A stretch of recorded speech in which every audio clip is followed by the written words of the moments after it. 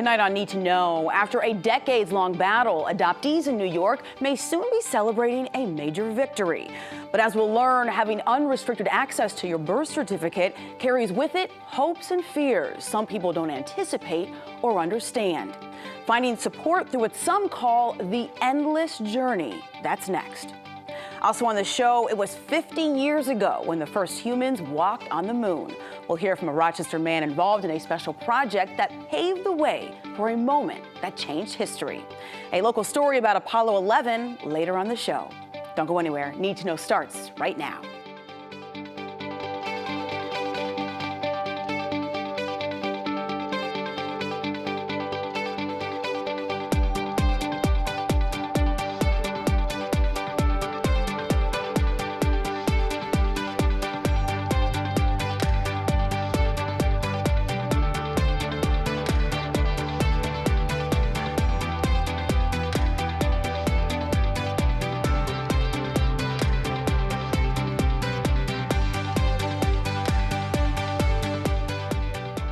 Adoptees in New York State could soon have immediate access to their birth certificates if they're over the age of 18. Why is this significant? Well, current law states birth certificates for adopted children can only be released by petitioning the courts and asking for access. But if Governor Cuomo signs the bill passed by the legislature this summer, that will change, making New York the 10th state to give adult adoptees unrestricted access to their birth certificates. While this is being hailed as a major victory by adoptee rights advocates, the road ahead still has its share of questions and challenges. An adult adoptee support group in Rochester is focused on assisting and uplifting fellow adoptees as they continue to navigate the highs and lows of what some call the endless journey. Joining me to share more is founder of the Rochester Adoptee Support Group, Jenny Thomas, and she's joined by Cam Simpson, an adoptee and a member of the local group. And welcome to you both. It's great to have you here. Thank you. So when you heard the news this summer that the Senate and the Assembly passed a bill to give adult adoptees immediate access to their birth certificates, what went through your minds? And Jenny, I'll start with you. Disbelief, initially. Why disbelief? Because we'd been there before, trying to pass this bill and wanting access, and it just seemed as though we would get there and we didn't. So this time it was very surreal. And I was a little numb, and I had to officially find out that this really happened and not something on social media. So yeah, it was excitement, but it was disbelief. Cam, what about you? I think I was shocked. As Jenny said, it was a little bit of disbelief because it's been so long.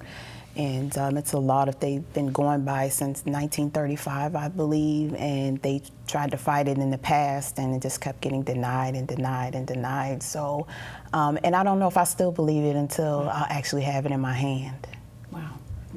So tell me about when we look at the current state law, what we've had in place for decades, what types of barriers and limitations does that law present for adoptees like yourselves when trying to learn more about your history, your bloodlines?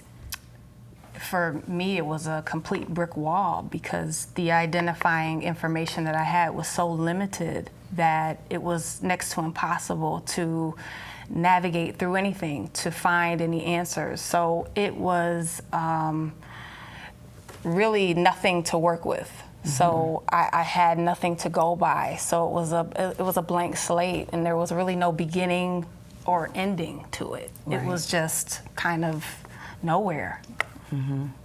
Yeah, I agree. The information's so limited, and you get information from the state, and then you can request information from the agency that you were adopted through, and the information was different. Oh, so what types of information were they presenting you with? Well, when I requested the information from the state, I don't know if you did or not, but it was very vague. They had no information on my biological father, and the information on my biological mother was very limited, just how tall she was, the age she was when she began prenatal care, I think she was 4 months when she started her prenatal care, things of that nature.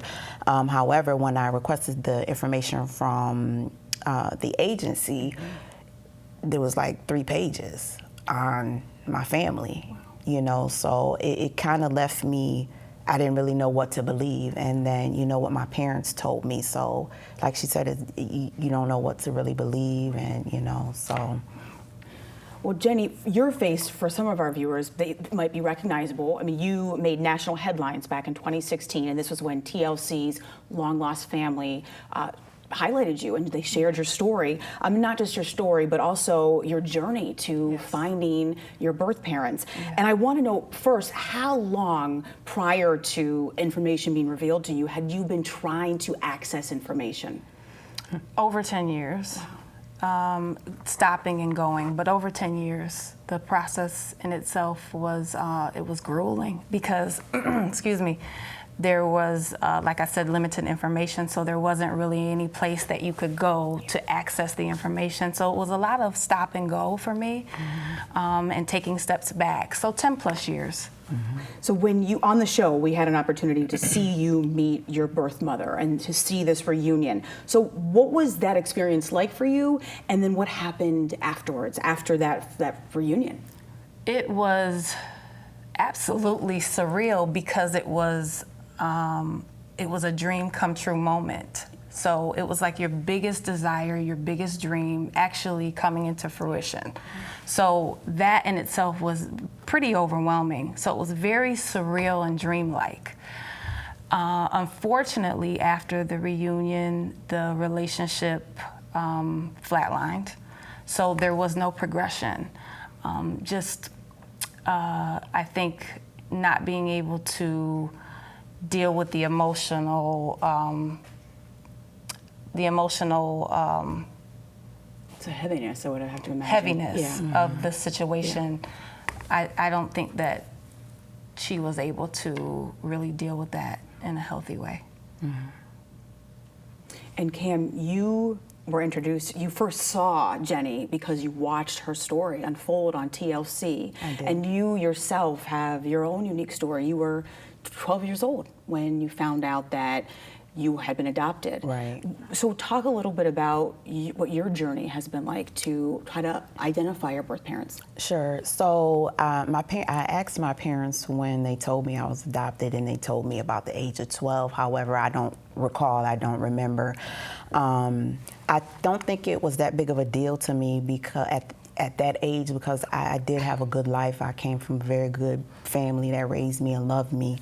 As I got older, probably into my late teens, early 20s, is when I began to wonder more about who I was.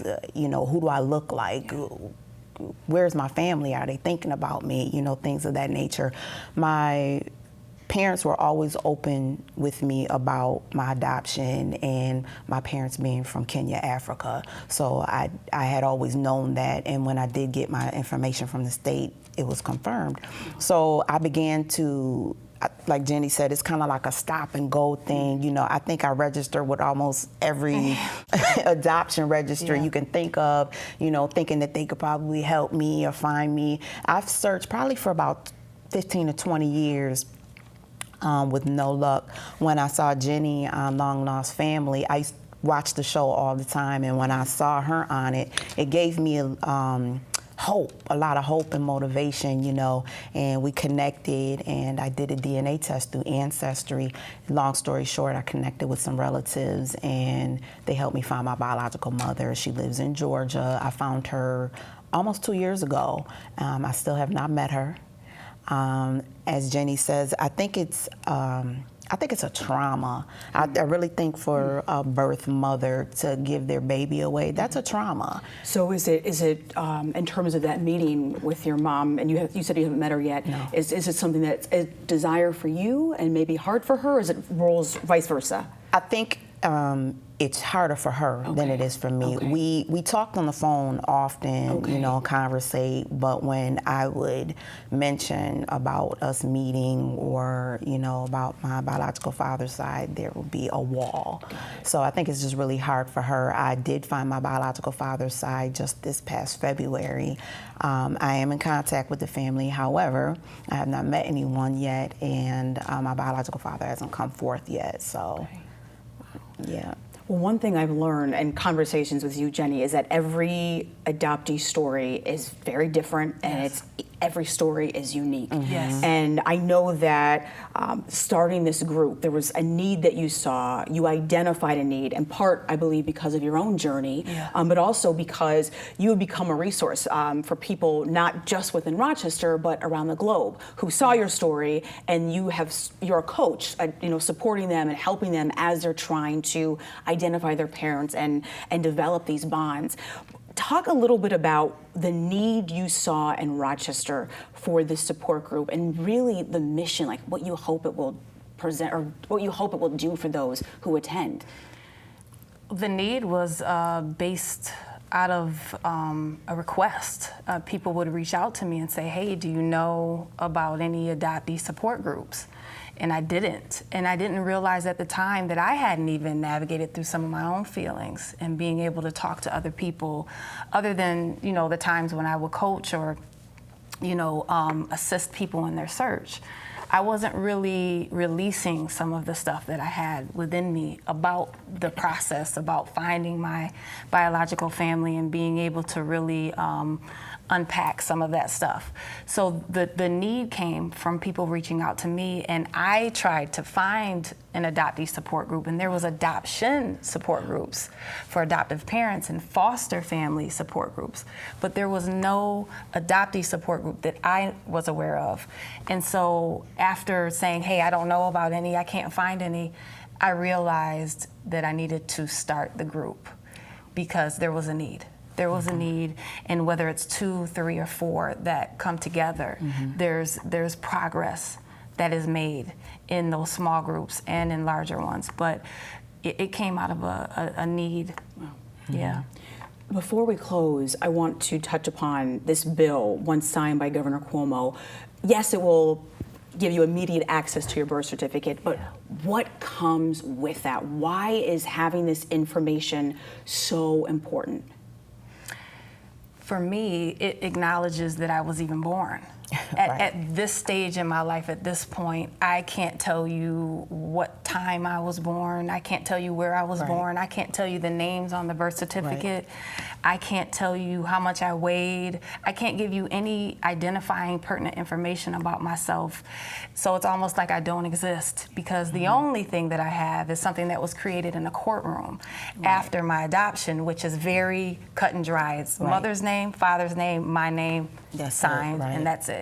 I think people take that for granted a little bit, that they can pull that out and look and say, wow, look at everything about me.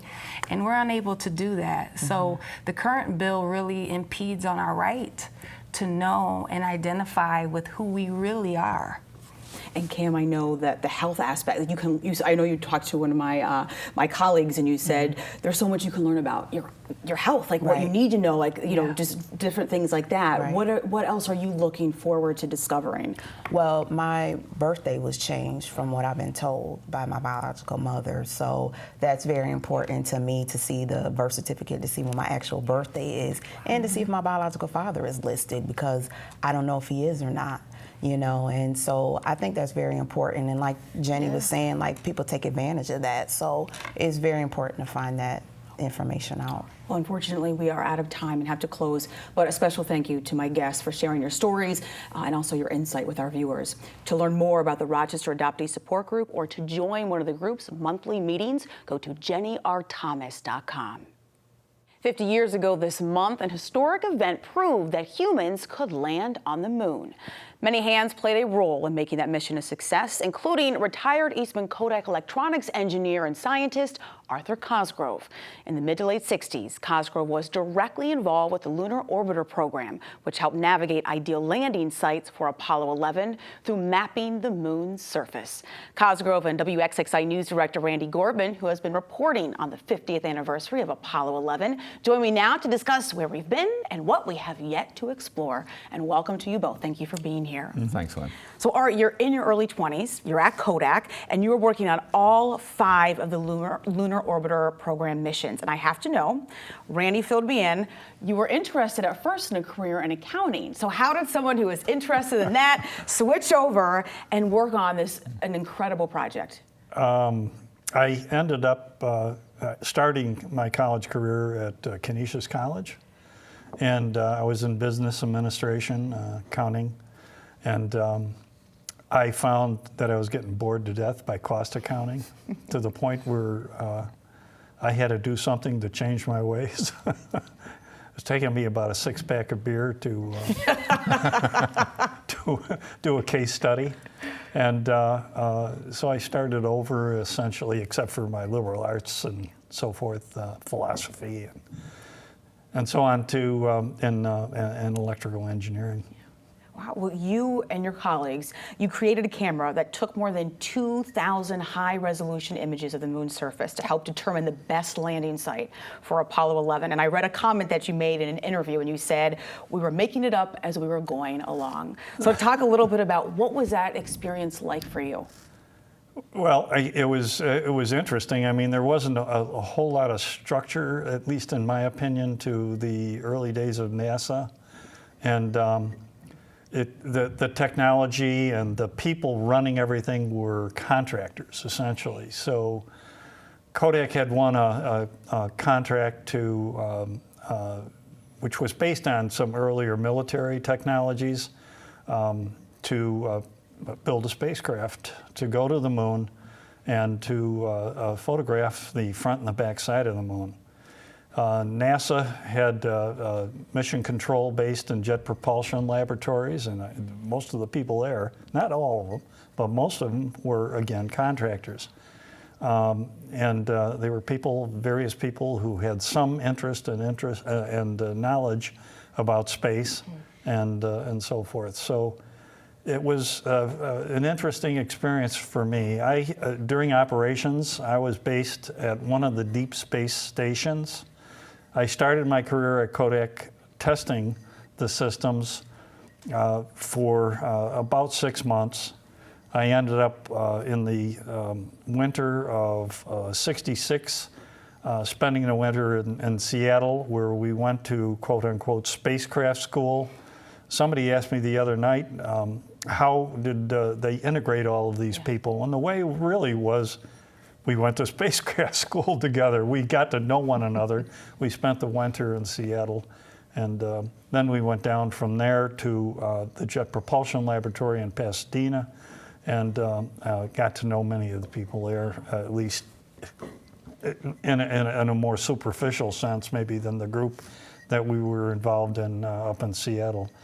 But then we were dispatched there were 3 Kodak engineers, one at each of the deep space stations. There were 3 in the network, Deep Space Network, 3 stations around the world, one in Woomera, Australia, which is in the southern part of the Simpson Desert, and the northern part of the state of South Australia. There was one in Spain, Robledo, which was maybe an hour's drive. At the time, it was an hour anyway. Drive out of Madrid. You couldn't really live closer because there wasn't a whole lot of places to stay. Well, I have to ask you, when you saw those first images that were taken, what went through your head? Wow. I mean, the thing is working. It's working well. It was. The spacecraft was fairly complex in that it was a photographic system that was returning all of the images by video, a television system. It was a unique custom slow scan, they called it, with a frequency a bandwidth of about 230 megahertz and at the 3 dB down point. So it was an interesting system. And we recorded it back to film.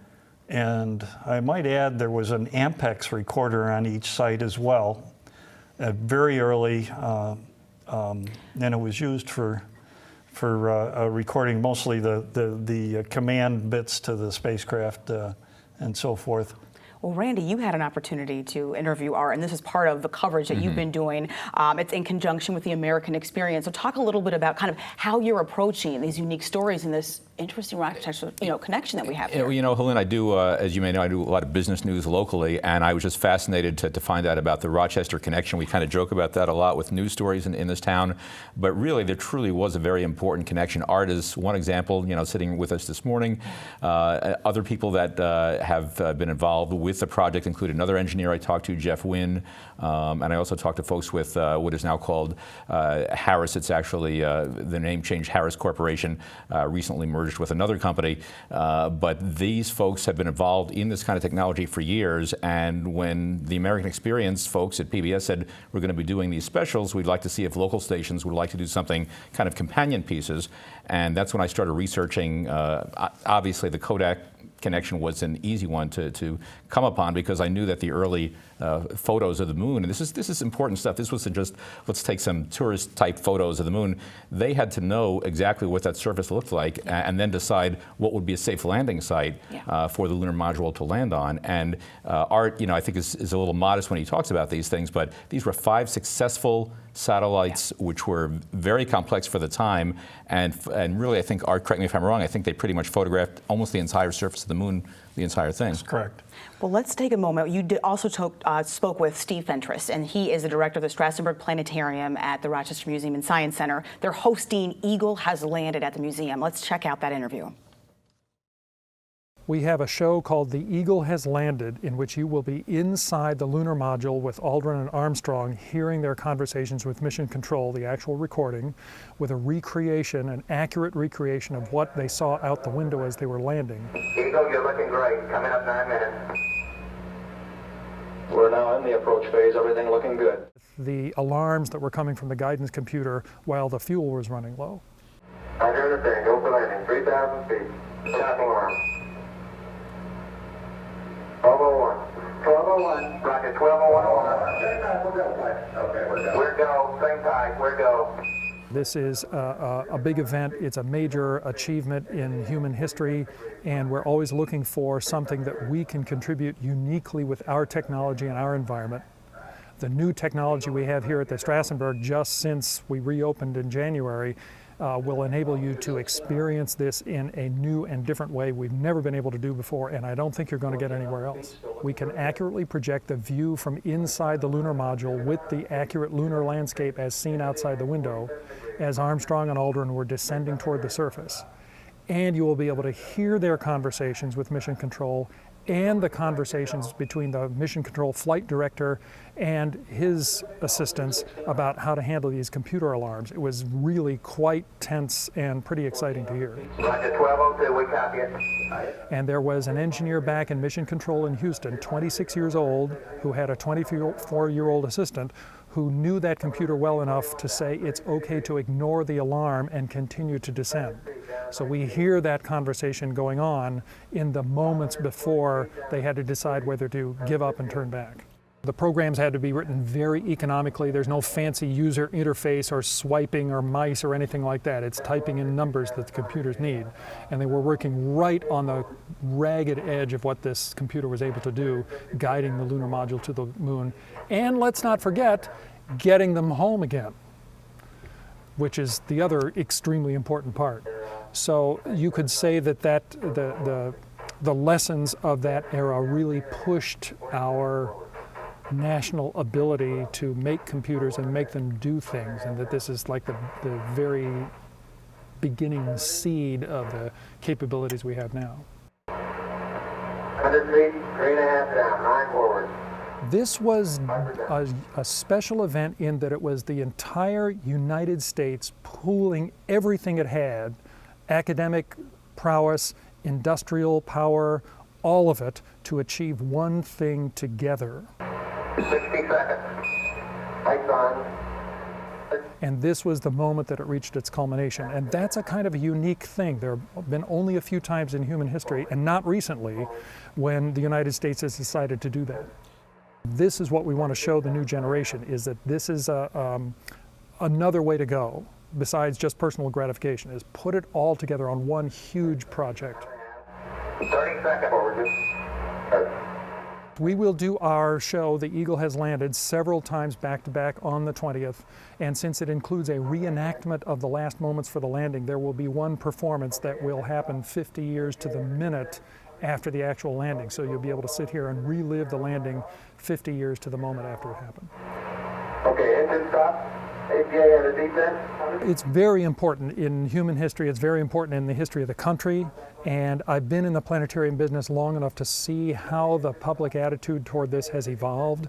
I think now at 50 years, we have a perspective where it's more respected than it has been in the past. So this is going to be very interesting to see a new generation coming in and possibly appreciating this even more than it was appreciated back in the 70s. Tranquility Base here. The Eagle has landed. Rocket Tranquility, we copy you on the ground. You got a bunch of guys about to turn blue. We're breathing again. Tranquilize. Art, there are a number of ambitious future space missions that people have been talking about. What stands out most to you that you think can actually happen? What I think is going to happen is that it's going to take a while to get to Mars. And while man will go back to the moon, what are we going to do there? Are we going to mine? Is it going to become a military outpost? What exactly are we going to do there? It's a hostile environment. Space is a very hostile environment. And All right. you got to ask, how much should we be spending on it as well? We have to close. Unfortunately, we are out of time, but a special thank you to my guests for joining me. And you can learn more about the festivities to commemorate the 50th anniversary of Apollo 11 on our website, wxxinews.org. And before we close tonight, we'd like to share a few changes taking place here on Need to Know. Longtime director of photography, producer, and editor Martin Kaufman will be retiring this month. He's been with Need to Know since it launched 22 years ago, and he has been a central figure in news operations and programming at the station for nearly 25 years. We are excited for Marty and all that awaits him in retirement. In addition, I too will be moving on to new ventures. After nearly 10 incredible years with WXXI, I am focusing on a passion of mine, working on multimedia projects focused on social issues in our society and promising responses to challenges impacting communities around the globe. Part of that work involves a new position with the Solutions Journalism Network based in New York City. We look forward to celebrating our final show with you later this month. Need to Know will continue to bring in-depth coverage of issues that matter to our community in a new format. Stay tuned to wxxinews.org for the latest on that. And with that, we wrap up another edition of Need to Know, Rochester's news magazine. I'm your host, Helene Duty Hofer. Thank you for joining me, and I will see you next week.